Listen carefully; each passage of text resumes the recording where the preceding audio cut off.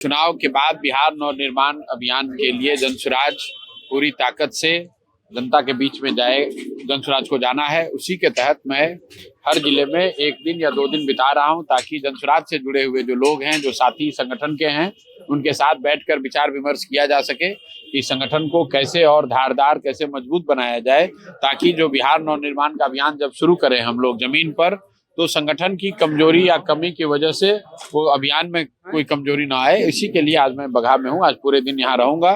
जो साथी हमारे साथ जनसुराज के साथ महीनों से जुड़े हुए हैं या अब नया जुड़ना चाहते हैं, उन सभी लोगों से मिलेंगे।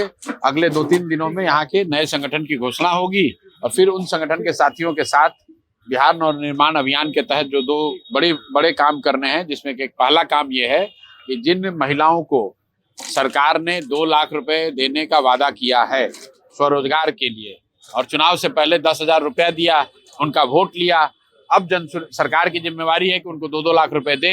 और अगर सरकार अपनी उस जिम्मेवारी से, अपने किए हुए वादे से पीछे हटती है, तो जनसुराज अपने संगठन के सभी साथियों के साथ, जनसुराज के सभी जो सक्रिय साथी हैं, वो सब घर घर जाएंगे और ये सुनिश्चित करेंगे कि उन महिलाओं के साथ धोखा न हो।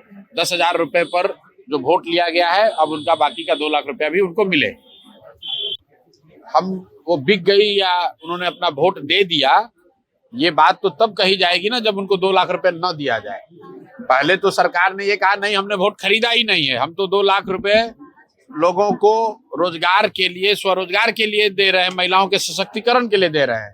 और सरकार अभी भी यही कह रही है। अभी नीतीश कुमार जी ने विधानसभा में कहा कि 2 लाख रुपए देने जा रहे हैं। तो हम लोग का अभी पहला काम यही है कि 2-2 लाख रुपए दिलवाएं।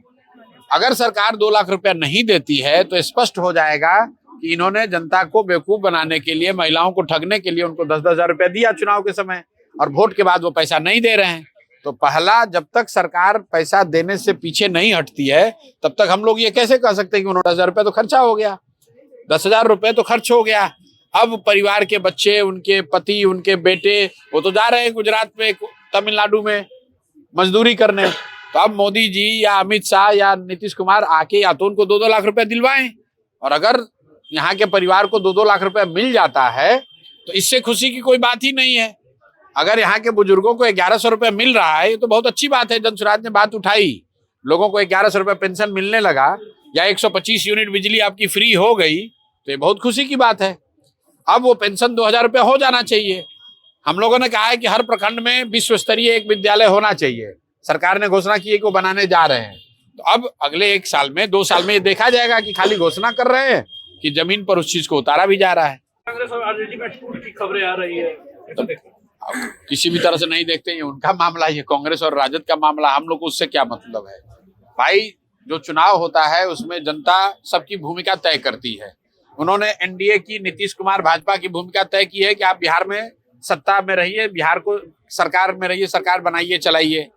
उन्होंने राजद की भूमिका तय की है कि वो विधानसभा में रह के विपक्ष की भूमिका तय करें, और जनसुराज की भूमिका तय की है कि आप समाज में रहकर लोगों के बीच में काम करें, सामाजिक सरोकार के मुद्दों पर अपना विश्वास बनाएं, उनकी मदद करें। तो हम लोग की जो भूमिका, हम लोग वो कर रहे हैं।